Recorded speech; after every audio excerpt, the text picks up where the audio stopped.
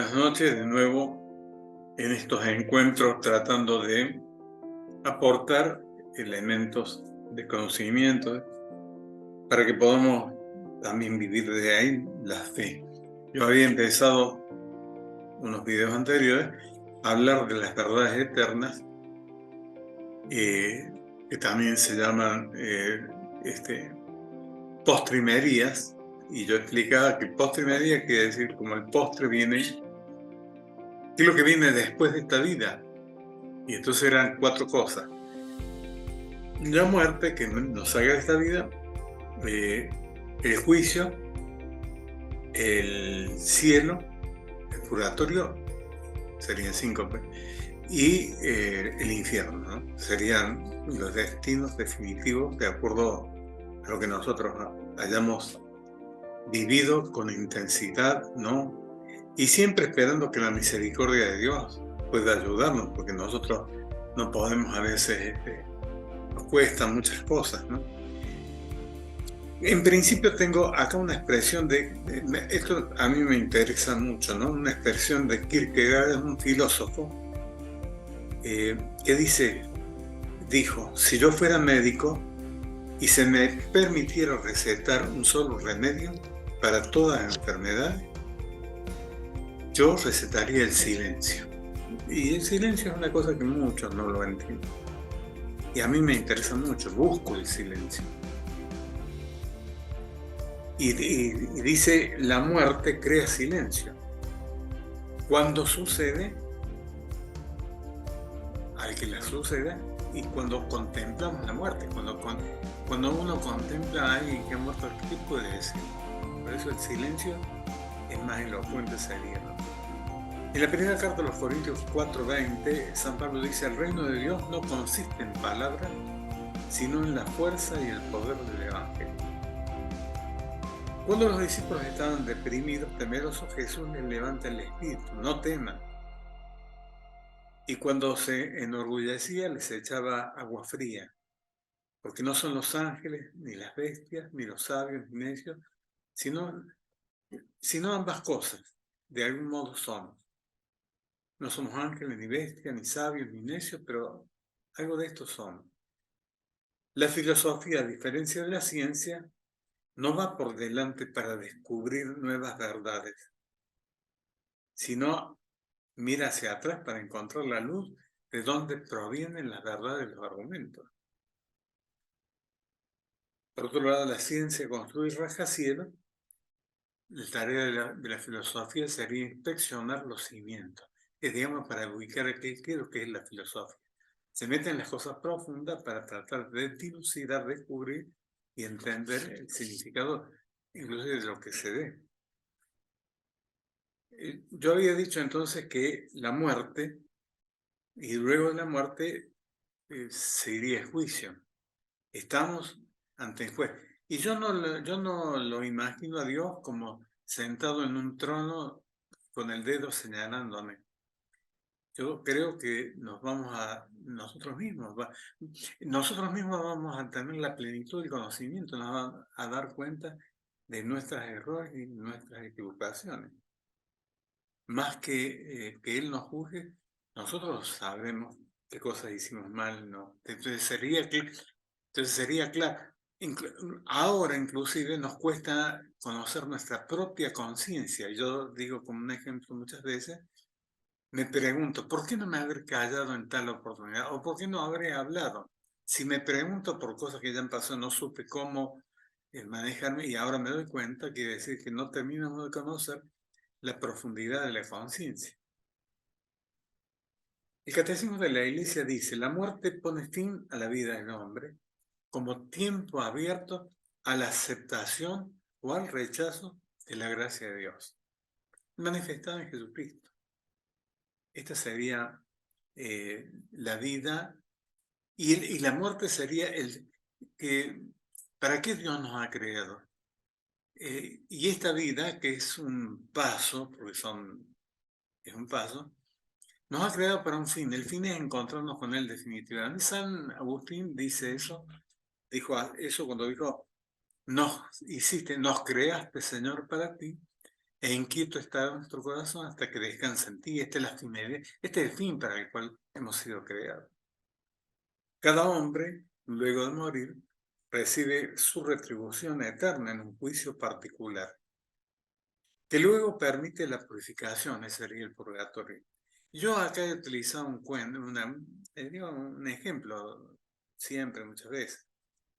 Yo digo que si yo por ejemplo, fuera al taller de un amigo mío que es mecánico, que está debajo del auto lleno de grasa, y le digo, vení, vamos a una fiesta ya, así como está. Y el amigo va a decir, no, me tengo que ir a cambiar, me tengo que higienizar, no puedo ir así. El amigo mío se da cuenta que no puede ir así como está en una fiesta. Y yo esto digo para que sea bien en contraste las cosas, ¿no? No, es un ejemplo nada más para decir, nos damos cuenta que bajo estas condiciones no puedo llegar yo al paraíso, que tengo que hacer un proceso de purificación, que Dios me lo permite para que yo pueda llegar a la gloria de Dios un día. Hay personas que han ido directamente, pero una santidad de vida que nosotros no conocemos, ¿no?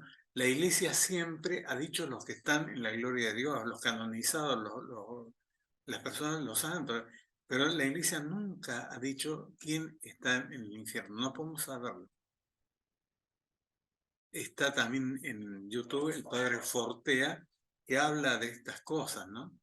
El tema del infierno, y el otro día estaba escuchándole decir, no puede haber él lo pensaba, no puede haber un sufrimiento terrible permanentemente.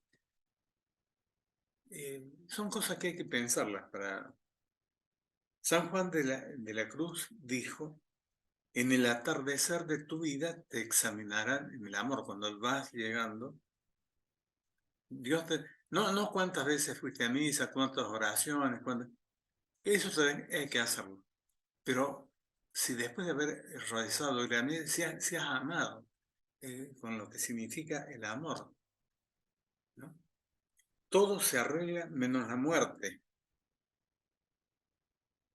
Hay quienes dicen, todo se arregla, todo tiene arreglo menos la muerte. O dicho de otro modo, la muerte lo arregla todo. Todo se tiene arreglo menos la muerte. Y sin embargo, desde la fe, la muerte es la que tiene la solución en el encuentro con Jesucristo. No me hagas de la muerte una tragedia, porque no lo es. Porque solo a los hijos desamorados no les entusiasma encontrarse con su padre luego de esta vida. Dijo un obispo santo, me dio gracia que usted hable de la cuenta que le pedirá el Señor. No para ustedes no será juez, sino simplemente Jesús. Desde la confianza de la fe, saber que vamos a estar delante de Jesús, que entregó su vida. Y ahí puede ser que entendamos bien lo que es la muerte en la cruz, lo que es la Pascua, que es el triunfo de la vida sobre la muerte. Mienten los hombres cuando en el lenguaje popular dicen para siempre. Cuando dicen frente a cualquier cosa, tal cosa para siempre. Tratándose de las cosas de todos los días. Porque el para siempre no puede ser sino la eternidad. Y la eternidad es el tiempo sin tiempo. De hecho, que nosotros sabemos y creemos que Dios está presente. Por ahí se hacen para entender esas líneas del tiempo, ¿no? Desde tal año hasta tal año. Desde el principio del mundo hasta el fin del mundo. Bueno, todo eso para Dios es presente, no hay pasado ni futuro. Para nosotros, el futuro es lo que todavía... esto hay que entenderlo, presencia del futuro, presencia del presente y presencia del pasado. El futuro todavía no es, el pasado tampoco es, nos queda el presente. Y el presente es tan efímero que pasa permanentemente. Hace unos minutos que ha empezado, cada minuto que ha ido pasando desde que hemos comenzado esto, ha ido cayendo en el pasado, del futuro al pasado en un filo. es el presente. De hecho, cada palabra que voy pronunciando va cayendo en el pasado. Esto sería el tiempo, ¿no? Qué poco valen las cosas de este mundo, porque apenas comienzan, enseguida terminan. Todo lo de este mundo, todo es efímero. En cambio, un gran amor que no pasa, te espera en el cielo, sin tradiciones ni engaños. Perdón, sin traiciones ni engaños. Todo el amor, toda la belleza, toda la ciencia. De cada cosa de esta habría que decir algo. Porque hay tantas cosas para decir y no hay tiempo. Quiero decir algunas cosas sobre el infierno. Hay una pregunta, ¿existe realmente el infierno? Algunos no lo creen, o algunos dicen que el infierno son ciertas cosas que se viven en este mundo. El infierno como realidad es otra cosa. Esta pregunta la formulan muchas personas y la respuesta es afirmativa. Sí, el infierno existe, es un dogma de fe, sí existe. Para negar la existencia del infierno había que arrancar páginas enteras de los evangelios o manipular los textos olvidando todo lo que la Iglesia dice sobre esto. Jesucristo habló con claridad sobre la enemistad de las penas del infierno, la eternidad. Es verdad que no es popular hablar del infierno, nadie se atreve, pero no puede omitirse una catequesis seria respecto del infierno. El Papa ha hablado y habla. Encontramos en la tradición de la Iglesia muchas referencias. El demonio, el diablo, no es Dios, es una criatura. Fue creada por Dios, pero él renegó de esto y se hizo opositor. Tiene muchos... el demonio no tiene fe, no cree, pero tiene ciencia, conoce y sabe que Dios existe. Y por eso la ciencia que tiene es superior a la nuestra. Por eso con el ardid puede engañarte y te engaña muchas veces. Leemos en el Catecismo de la Iglesia, en el número 1033, salvo que elijamos libremente amarle, no podemos estar unidos a Dios. Pero no podemos amar a Dios si pecamos gravemente contra Él, contra el prójimo o contra nosotros. Quien no ama, aún permanece en la muerte. Por ahí la gente no sabe qué es pecado. Pecado es decir, hacer, omitir algo contra la ley de Dios en materia grave o en materia leve. De ahí viene el pecado de el pecado mortal. Pecado mortal, ¿por qué significa pecado mortal? El pecado mortal, la palabra dice, muere, el pecador muere, en él muere la vida de Dios, porque el pecador lo desaloja. Entonces esa es la mortalidad del pecado, ¿no? Todo el que aborrece a su hermano es un asesino, dice Juan capítulo 3. Y ningún asesino poseerá la vida eterna. Ahora, mirándolo desde otro punto de vista, un asesino puede arrepentirse y ser perdonado, sí. Por eso yo digo que muchas personas que hablan de la justicia y que tienen esa idea de la justicia, si se supieran, y no sabemos, pero yo no tengo duda, que Dios perdone y que mucho perdón conocido de los hombres puede ser un escándalo. Hay gente que no perdona. ¿Por qué hay gente que no perdona? Morir en pecado mortal sin estar arrepentido ni abrirse al amor misericordioso de Dios significa permanecer separado de Él para siempre por una elección personal. Este estado de autoexclusión definitiva, y hay muchos que se autoexcluyen. He recibido la noticia de una película, no me acuerdo ahora el nombre, pero bueno, que empecé a ver algo que tiene que ver que es una película de terror, pero no es, ya me habían dicho, digamos, hay un comentario, no es de un terror de las películas que yo nunca veo películas de terror, no me interesan, de personas que se le da vuelta. No, no es ninguna cosa de eso. Es un condenado a morir, es asistido en el último momento por un doctor en psiquiatría y el doctor tiene que verificar si está enajenado, se salva de la silla eléctrica. Pero si está convencido, que no le queda otro camino. Y viene un cura llamado por que es el capellán de la prisión. La película se trata del diálogo entre este poseso con el sacerdote y con el doctor en psicología. De ahí se pueden sacar muchas cosas. Y entonces, en distintos momentos, yo en este momento no tengo, pero empecé a hacer una recopilación de eso. En ciertos momentos habla este condenado como si él mismo fuera el diablo. Yo he visto alguna vez en YouTube algunos que se hacen, no sé qué se hacen y se hacen hacer los cuernos acá. Tienen una protuberancia, no son unos cuernos que vos los veas, pero así bien. Bueno, a este le aparece, cuando ve el culo le aparecen estas cosas, ¿no? Y es todo el diálogo de lo que... yo voy a tratar de acordarme de algunas cosas. Le pregunta el doctor en filosofía cómo es la posesión demoníaca. No es como la gente cree, dice que representa al demonio. Puede haber algún caso de posesión demoníaca sin que la persona esté interesada, pero sea poseído.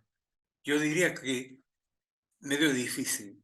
Y ahí el condenado hablando el demonio, dice, no, la posesión viene a partir de muchos sí, de varios sí, que la persona va dando lugar para que el demonio pueda entrar. Y hace una mención a una cosa que muchos deben conocer, que son los modos de ir asociándose sin querer, pero desterrando la fe. Por ejemplo, el tema de la copa, el juego de la copa. Se ponen a jugar a copa y después tiemblan los que han jugado a copa. A veces a mí me ha pasado que han venido a preguntarme, pero ya han jugado y se han llenado de miedo porque los ponen en una dimensión que no pueden manejar. Entonces dice, la posesión viene porque hay un diálogo con la persona que busca estas cosas. Lo que nosotros no podemos es perder el diálogo con Jesús y pedir que nos ayude, no con el demonio. En el número 1034 del Catecismo dice: Jesús habló con frecuencia de la gehenna y del fuego, que nunca se apaga, reservada a los que hasta el fin de su vida rehúsan creer y convertirse, y donde se puede perder a la vez el alma y el cuerpo. Jesús dice, tengan cuidado con aquellos que le hacen perder el cuerpo, pero no pueden con el alma, porque el alma es lo que va a subsistir al cuerpo. Tengan cuidado con los que castigan el cuerpo, pero también el alma. Y el poseso o los que buscan, o los que se apartan de Jesús, y de algún modo están consintiendo de estas cosas. Se dejan arrebatar el alma para después dejarse arrebatar el cuerpo. En el número 1035 del Catecismo, la enseñanza de la Iglesia afirma la existencia del infierno y su eternidad. Las almas de los que mueren en estado, esto dice el Catecismo, las almas de los que mueren en estado de pecado mortal descienden al infierno inmediatamente luego de su muerte. Allí sufren las penas del infierno. Y la pena principal consiste en la separación eterna de Dios. No lo verán jamás. Esta es la cosa que me parece. Yo, por ejemplo, yo tengo la foto de mi madre, yo me acuerdo de ella, las cosas que yo he vivido, y anhelo, después de esta vida, encontrarme de nuevo con ella. Pero esto sería no saber nunca más nada de Dios. No puede haber, no puede haber oración en el infierno. A lo mejor haya algún pensamiento acerca de Dios y sentir la ausencia total por culpa del condenado mismo, ¿no? Ha hecho lo posible para desalojarlo y ahora está necesitando. Juan Pablo II habló del infierno y dijo, entre otras cosas, Dios es Padre infinitamente bueno y misericordioso, pero por desgracia, el hombre llamado a responder en libertad puede también elegir rechazar definitivamente su amor y su perdón. El uso de la libertad puede ser en favor o en contra. Porque soy libre, puedo optar también por las cosas que son malas. Por eso la libertad no es hacer cualquier cosa, sino hacer lo que se debe para que yo, pero no solamente en el destino final, sino en las cosas de cada día, sea honesto, sea veraz, ¿no? Hay quienes han renunciado para siempre a la comunión gozosa con Él. Comunión no es tomar la hostia solamente, la comunión es común unión. Cuando recibimos la comunión, en ese signo de la Eucaristía, quiere decir que estamos en común unión con todos, aún con los que no nos quieren y con los que son adversos. Esa es la fe que se extiende a todos lados. Precisamente esa trágica situación del que se niega es lo que señala la doctrina cristiana cuando habla de la condenación o del infierno. En definitiva, y en recuerdo de este diálogo con la voz del demonio, es la decisión del hombre que, creyendo que es libre, al final se somete a estas cosas que lo degradan y no le dan ninguna otra perspectiva. Jesús ya ha advertido. ¿De qué le sirve al hombre ganar todo el mundo, todos los bienes, todo, si el alma se pierde? Infierno significa vivir la eternidad separado de la visión de Dios por propia elección, el que termina así, ¿no? Morir en pecado mortal sin arrepentimiento, sin abrirse al amor misericordioso de Dios. Hay quienes viven buscando bendiciones de todo tipo, que yo en ese sentido soy reacio. ¿Para qué quien me viene a pedir bendición del auto, bendición de la casa? Yo les digo, Jesucristo ha muerto por mí, no por mi auto ni por mi casa. Aparte, si yo busco, bendígame el rosario, ¿para qué quiero todas esas bendiciones? Para que no me pase nada. Bueno, pero Jesús dijo otra cosa. El que quiera seguirme, nieguese a sí mismo, tome la cruz y me sigue. El camino es el camino de la cruz. No es elegante, no es hermoso para proponerlo, pero es ese. Y la mayoría se quiere salvar de eso, no del infierno. De la responsabilidad de seguir a Jesucristo. Porque acá es lo que yo siempre he recomendado leer, el capítulo 5, 6 y 7 del Evangelio de Mateo, que son las bienaventuranzas. En estos días estamos leyendo eso. Cómo se puede engañar la persona a sí misma, ¿no? De muchos modos. Ahí en las bienaventuranzas Jesús va diciendo cómo tenemos que manejar la vida del amor y en la búsqueda de Dios. Hay quienes buscan entonces bendiciones de todo, como un modo de evitar el sufrimiento de la vida. Eso he dicho en la bienaventuranza. Bienaventurado cuando sean insultados, expulsados, cuando se los segregue, todo, a causa de mí, a causa de vivir la fe.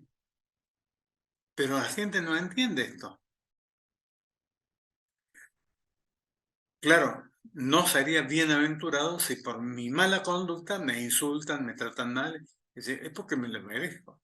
Pero si yo no hice estas cosas, y si yo soy testigo de Jesucristo, y si a Jesús lo insultaron, lo echaron, y el que lo sigue le va a pasar lo mismo. No nos engañen. Paso ahora, tratando de ir continuando con esto, a tener un vislumbre de lo que es el cielo.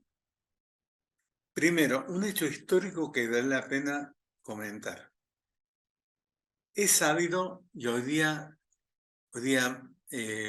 jueves, celebramos el martirio de el obispo Juan Fille y Tomás Moro. Tomás Moro es deslumbrante, la persona de Tomás Moro.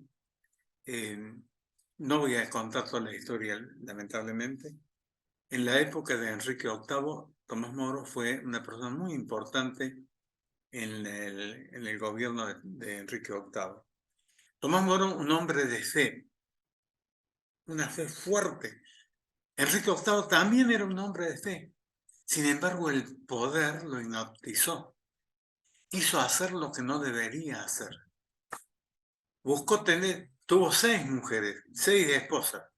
Se fue deshaciendo de ellas porque lo que pretendía Enrique VIII era tener un varón descendiente que lo sucedería en el trono, como tantos han querido un descendiente para que lo suceda. Hay tantos personajes de la historia actual y pasada que no han tenido un descendiente que los suceda. Perón en principio, pero muchos otros también. No tuvieron descendiente que prolongara lo que ellos habían estado haciendo. Enrique VIII buscaba ese, y 2 mujeres dieron mujeres de hijas que no podían ser reinas y reinar en Inglaterra. Por lo tanto, quedaron descartadas. Y algún varón que tuvo Enrique VIII tuvo problemas de salud y no duró mucho, o fue abortado en el vientre mismo de la mujer. Enrique VIII, que quiere que la iglesia anule su matrimonio con Catalina, su primer matrimonio que era legítimo. El Papa no puede hacer eso. Por ahí yo he escuchado decir, el Papa le dio el divorcio. No, el Papa no da nunca. Si el Papa diera divorcio, el Papa dejaría de ser el Papa, dejaría de ser lo que es. Lo que la justicia, ¿qué es lo que la gente no sabe? Espero que esto se entienda. Cuando un matrimonio, hay varias razones por las cuales un matrimonio, a ver, yo voy a decir la palabra técnica. Un matrimonio con un problema antecedente al matrimonio, con una nulidad antecedente. Voy a poner un ejemplo. Si estos 2 que se van a casar hacen un pacto de no tener hijos, pero esto no lo saben nada más que ellos, es un ejemplo. Y se casan. En la declaración no dicen nada. Entonces uno sabe, yo no le puedo estar sacando nada. Pero hay un pacto, que en tantas cosas están estos pactos internos, en los crímenes. Este pacto interno entre los que se van a casar han pactado no tener hijos, que es una de los fines del matrimonio. Cuando pasa el tiempo, es muy probable que uno o el marido o la mujer haya revertido esta situación, es decir, no puede ser que no tengamos hijos.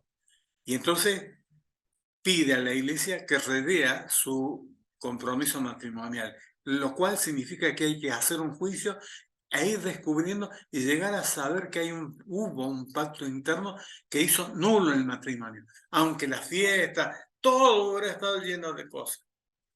El matrimonio nulo antecedente al propio matrimonio.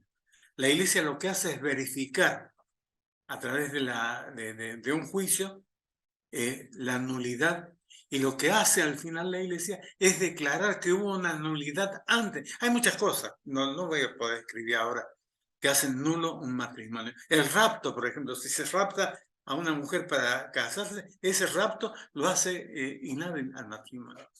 Y cuando llegue el momento ya que aclaras cosas, se declara la nulidad antecedente. Antes del matrimonio hay una nulidad que nadie la sabe, porque ellos la ocultan también. Eso hace nulo el matrimonio. Y por lo tanto, pero no, la iglesia nos da y confiere la separación. Acá el matrimonio era legítimo con Catalina, pero Enrique no quería saber nada y le pidió al Papa que le anulara. El Papa no puede hacer eso. Cuando Enrique VIII sabe que el Papa no puede hacer esto, rompe definitivamente con Roma. Ahí comienza la iglesia anglicana. El rey Enrique VIII se hace dueño de la iglesia católica en Londres, en Inglaterra. Ahora la iglesia de Inglaterra no va a depender del Papa de Roma, sino del rey. hasta el día de hoy. Esa es la iglesia anglicana. Es una iglesia nacional, tiene todas las... esto yo decía, esto lo pueden haber visto cuando coronaron a Carlos III, creo que este rey que coronaron a Ana. Todos los sacerdotes, toda la liturgia, es como la liturgia nuestra, nada más que no responde a la unidad del Papa. Enrique se casó con Ana Bolena, que tampoco le dio un varón, y después se casó con 4 mujeres más. El Papa Clemente VII declaró que no podía declarar nulo el matrimonio porque era legítimo. Consideró que ese matrimonio era legítimo, no podía otorgar la nulidad matrimonial. Entonces, Enrique VIII se separó y creó la Iglesia Nacional. Enrique VIII, enfurecido, rompió las relaciones con el Papa y con Roma y se nombró el mismo jefe de la Iglesia en Inglaterra.